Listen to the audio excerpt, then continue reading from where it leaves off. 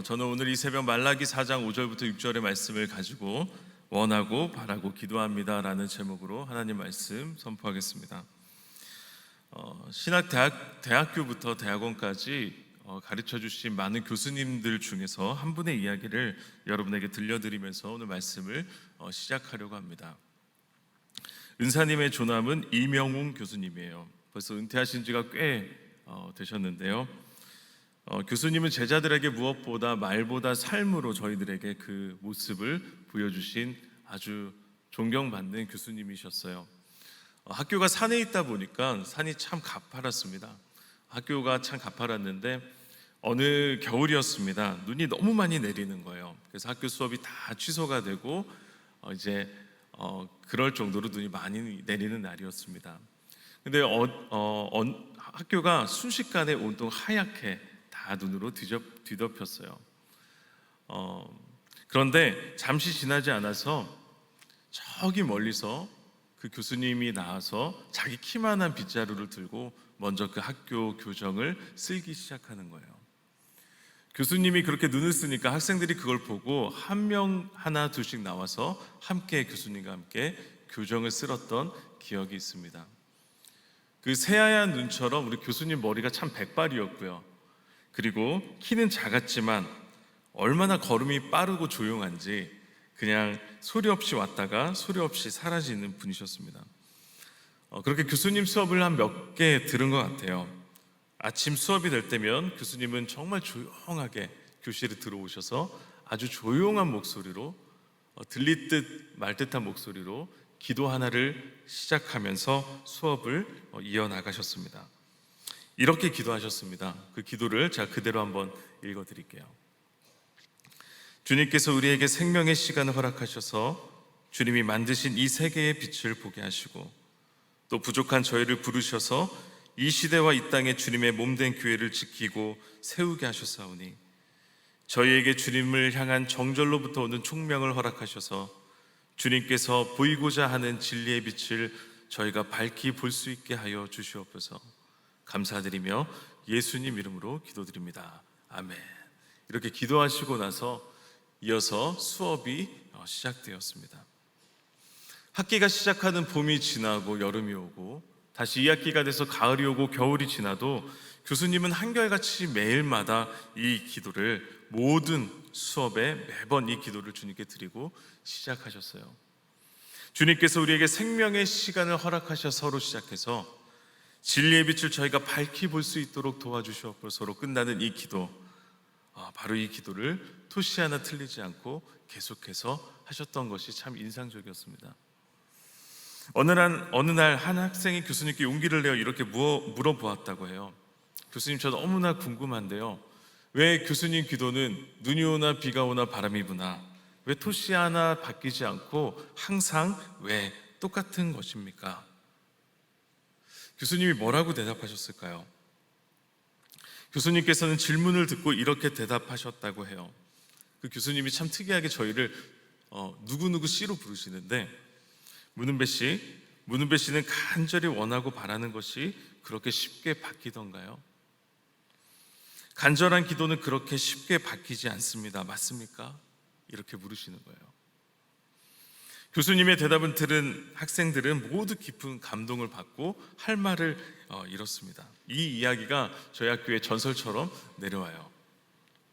교수님은 정말 당신의 기도처럼 가르치는 자나 배우는 자나 모두가 수업을 통해서 주님을 향한 정절로부터 오는 총명을 가지고 모두가 그 진리의 빛을 깨달아 알기 원했던 거죠. 그토록 바라고 그토록 간절히 기도하고 계셨던 거예요.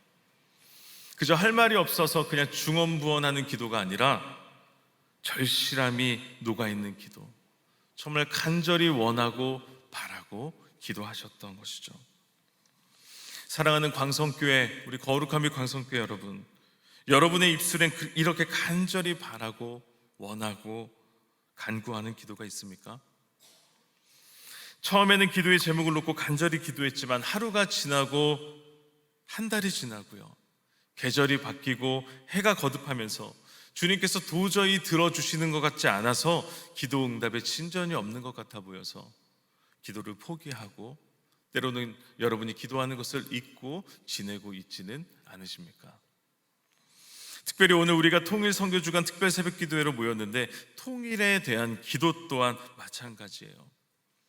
이 통일에 대한 바람과 기도가 우리 눈에 결과적인 것으로 보이지 않으면서 우리와 우리의 자녀들의 입술에서 이 나라와 민족을 위한 기도, 그리고 무엇보다 저 북한 땅과 북한의 성도들을 위한 기도, 그리고 통일을 꿈꾸는 그 간절한 기도가 어느 순간 우리 입술에서 점점 사라지고 있는 것은 아닌가 하는 생각이 들어요. 자, 오늘 본문을 함께 보도록 하겠습니다. 오늘 우리가 읽은 책 말라기는 바벨론 포로기가 다 끝나고 유대인들이 다시 포로로 귀환하는, 다시 고국으로 돌아온 뒤의 이야기를 다루고 있어요. 나라가 멸망하고 포로로 잡혀갔다가 예언대로 다시 고국으로 돌아온 백성들의 마음이 얼마나 큰 감격으로 차올랐겠습니까? 게다가 당시 예언자들은 이렇게 선포했어요. 하나님이 다시 우리를 일으키실 것입니다. 다시 우리 이스라엘을 다시 한번 일으키실 거예요. 다시 우리를 회복하실 것입니다. 우리가 힘을 내어서 다시 성전을 재건합시다. 이렇게 선포했습니다. 백성들이 얼마나 원하고 바라고 기도했던 순간들이에요. 아마 이렇게 생각했을 거예요. 이제 우리 다시 한번 그 영광의 순간이 오겠구나. 다시 우리에게 그 영광의 순간이 찾아오는 거야. 이제 조금만 기다리면 예전 이스라엘, 우리 다윗의 영광으로 돌아갈 수 있는 거겠지? 이런 기대감으로 부풀었을 거예요. 그런데 하루가 지나고 한 달이 지나고 1년이 지나고 해가 거듭할수록 정작 이스라엘 백성들 그들 앞에 놓인 현실은 정말 참담하고 냉혹했음을 보게 됩니다. 그들을 기다리고 있던 것은 부흥이 아니었어요. 그저 길고 긴 기근과 전염병, 피부로 정말 와닿는 경제적인 결핍이 있었고 농업의 실패였던 것입니다. 하지만 더 큰 문제는 삶에 찾아온 피부로 와닿는 기근이 아니라 그들 마음 가운데 있는 큰 낙심, 영적인 기근이요, 영적인 빈곤이 더 큰 문제였어요. 이제 더 이상 이스라엘 백성들은 하나님의 약속을 원하고 바래왔던 사람들이 아니었습니다. 그렇게 그들에게 어려운 시간이 거듭되면 거듭될수록 하나님의 약속에 대한 기대를 이제 놔버리는 거예요. 낙심하는 것이죠. 그렇게 원하고 바라고 기도하는 것을 잃어버린 순간 문제는 그들의 예배 또한 죽어가는 것을 보게 됩니다. 우리 말라기 1장 10절 말씀입니다. 우리 함께 말라기 1장 10절 말씀을 읽겠습니다. 앞에 보시면 됩니다. 시작. 만군의 여호와가 이르노라. 너희 중에 성전문을 닫을 자가 있었으면 좋겠도다. 내가 너희를 기뻐하지 아니하며 너희가 손으로 드리는 것을 받지도 아니하리라. 아멘. 우리 이어서 3장 8절로 10절 말씀 또 함께 보겠습니다. 시작. 사람이 어찌 하나님의 것을 도둑질하겠느냐? 그러나 너희는 나의 것을 도둑질하고도 말하기를 우리가 어떻게 주의 것을 도둑질하였나이까 하는도다. 이는 곧 11조와 봉헌물이라. 너희 곧 온 나라가 나의 것을 도둑질하였으므로 너희가 저주를 받았느니라. 만군의 여호와가 이르노라. 너희의 온전한 11조를 창고에 들여 나의 집에 양식이 있게 하고 그것으로 나를 시험하여 내가 하늘 문을 열고 너희에게 복을 쌓을 곳이 없도록 붙지 아니하나 보라. 아멘. 어느새 낙심으로 가득한 그들의 예배는 위선적인 예배가 되었어요. 형식적인 예배가 되었습니다. 봉헌 또한 주님께 기쁘게 드리기는커녕 이것을 정말 주님께 드려야 되나 말아야 하나 온전한 11조를 고민하는 지경까지 오늘 이르게 된 것입니다. 이렇게 무너져가는 이스라엘 백성들의 모습을 보고 하나님께서 얼마나 비통해 하셨을까요? 얼마나 가슴이 아프셨을까요? 하나님께서는 말라기 선지자를 통해 그들에게 마지막 메시지를 하나 던져주십니다. 그것이 바로 오늘 우리가 읽은 본문 4장 5절에서 6절입니다. 우리 다시 한번 우리 오늘 본문을 읽겠습니다. 시작. 보라, 여호와의 크고 두려운 날이 이르기 전에 내가 선지자 엘리야를 너희에게 보내리니 그가 아버지의 마음을 자녀에게로 돌이키게 하고 자녀들의 마음을 그들의 아버지에게로 돌이키게 하리라. 돌이키지 아니하면 두렵건대 내가 와서 저주로 그 땅을 칠까 하노라 하시니라. 아멘. 여러분, 엘리야가 누군가요? 구약 성경에서 가장 위대한 선지자라고 할 수 있어요. 하나님께서 그런데 이 가장 위대한 선지자를 다시 보내신다고 약속하시고 이스라엘 백성을 회복할 것이다, 다시 약속을 해주십니다. 그는 이스라엘의 마음을 다시 한번 하나님께로 올려드리는 중보자가 될 것이고, 차갑게 식은 이스라엘의 마음을 다시 한번 활활 타오르게 하는 정말 능력의 선지자가 될 것이에요. 이 말라기의 예언을 이 사람들이 주의 깊게, 이스라엘 백성들이 주의 깊게 들었을 것입니다. 그리고 다시 식은 마음이 점점 타오르기 시작했을 거예요. 그런데 또 문제가 있어요. 이 예언이 하루가 지나고 이틀이 지나고 한 달이 지나고 1년이 지나고 10년, 100년이 지나도 이루어지지 않는 거예요. 그렇게 지난 시간이 무려 400년이라는 시간이 흘러갑니다. 400년의 침묵기예요. 400년의 길고 긴 하나님의 침묵이 있는 것입니다. 도통 주님께서 일하지 않는 것 같이 느껴집니다. 하나님께서 긴 침묵에 들어가신 것 같아요. 이스라엘 백성들이 이제 하나둘씩 지쳐가기 시작합니다. 원하고 바라고 그렇게도 기도했던 것 점점점 지쳐가기 시작해요. 기다리던 사람들 또한 하나둘씩 이제 죽어가기 시작하는 것이죠. 기다리기에 400년은 여러분 너무나 긴 시간입니다. 그렇게 모든 게 희미해지고 무력해지며 희망이 없어 보이는 그때 400년이 지난 시점에 누가복음 1장을 보니까 한 부부가 등장해요. 자, 우리 함께 한번 읽어보겠습니다. 누가복음 1장 5절부터 6절까지의 말씀입니다. 함께 읽겠습니다. 시작. 유대왕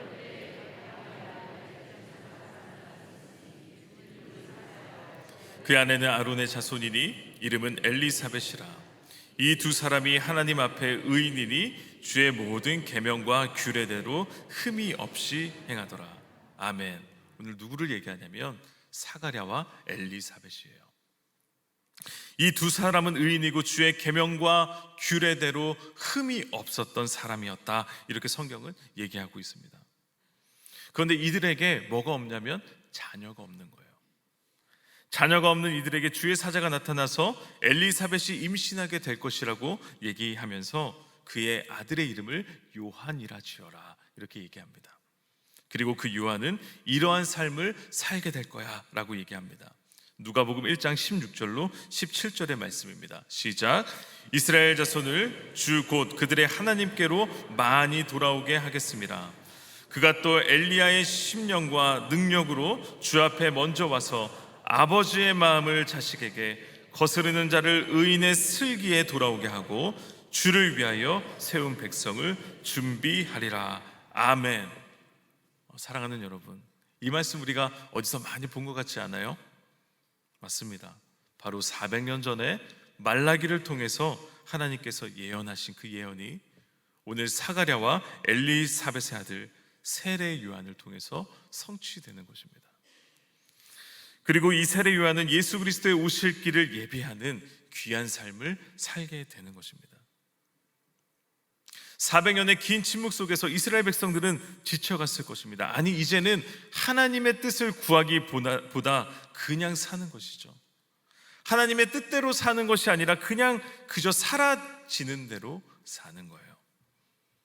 그러나 오늘 누가복음 말씀을 통해 우리가 알 수 있는 것은 그럼에도 불구하고 이 400년 동안 주 앞에서 의인으로 흠 없는 자로 대를 이어서 계속해서 그 말라기의 약속을 기억하면서 하나님의 약속을 기억하고 계속해서 간절히 원하고 바라고 기도했던 사람들이 분명히 남아 있었다는 사실이에요.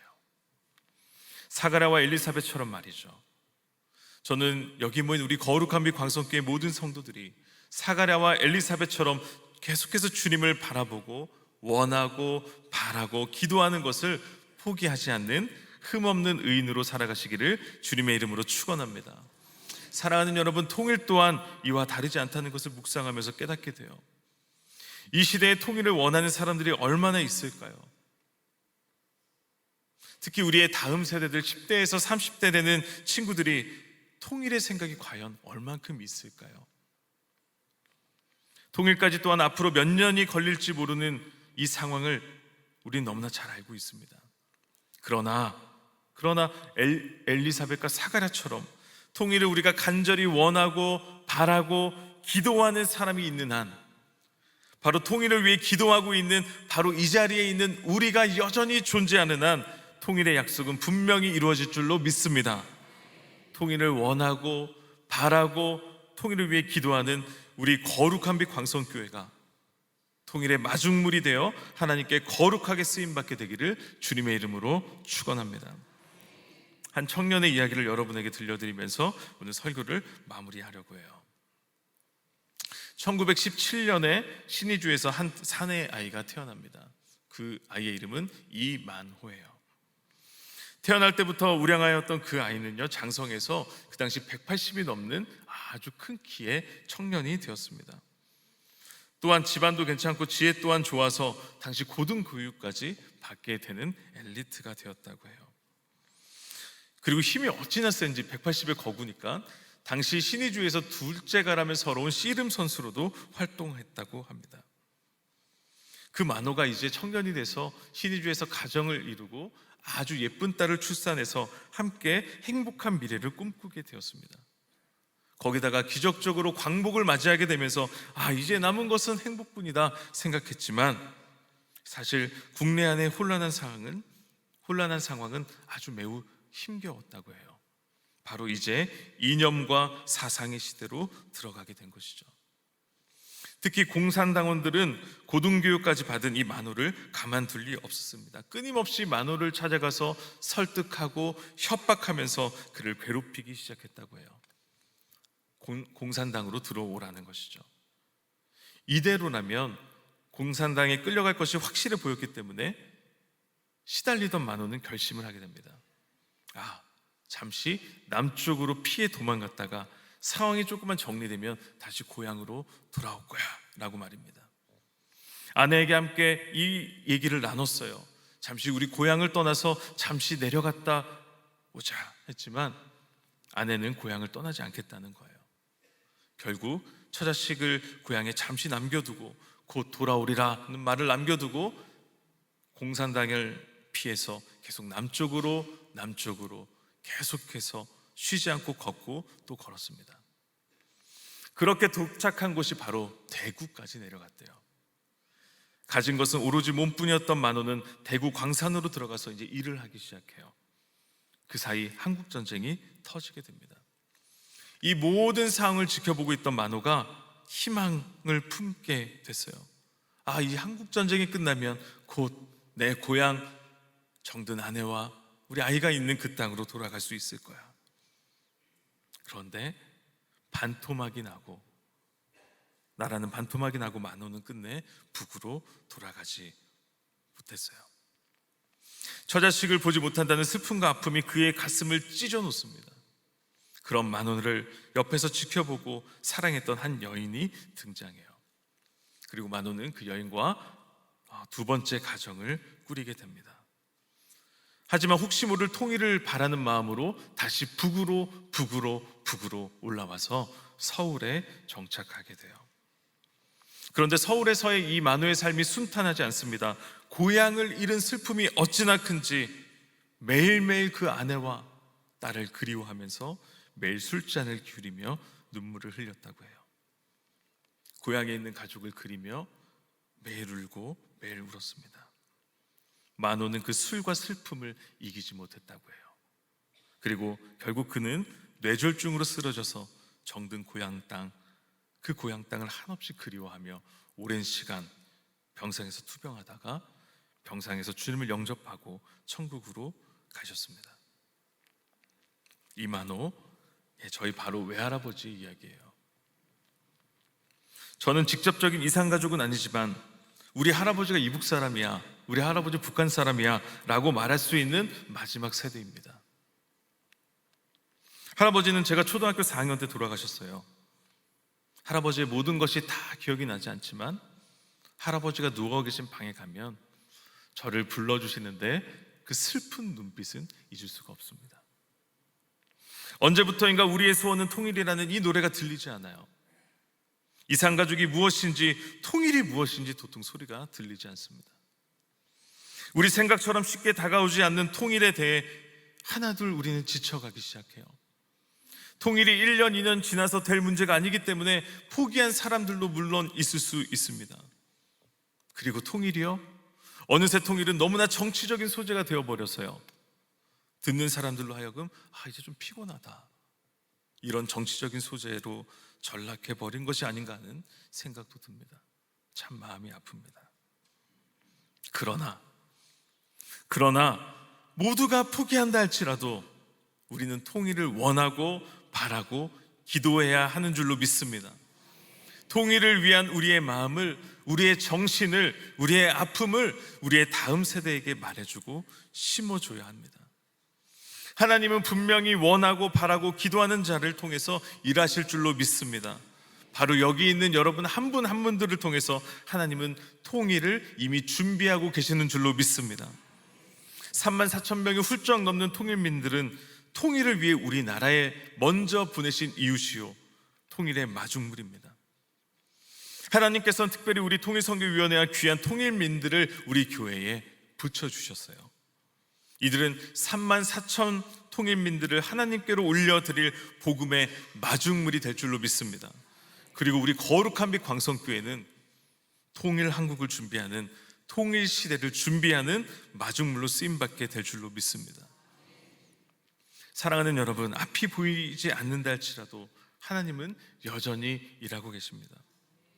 믿음의 눈을 열어 지금도 일하시는 주님을 바라보고 사가랴와 엘리사벳처럼 하나님 앞에서 흔들림 없는 믿음으로 통일을 간절히 원하고 바라고 기도하는, 그리고 통일의 날에 정말 거룩한 빛을 북한 땅에 비추는 우리 거룩한 빛 광성교회의 모든 성도님들 되시기를 주님의 이름으로 축원합니다.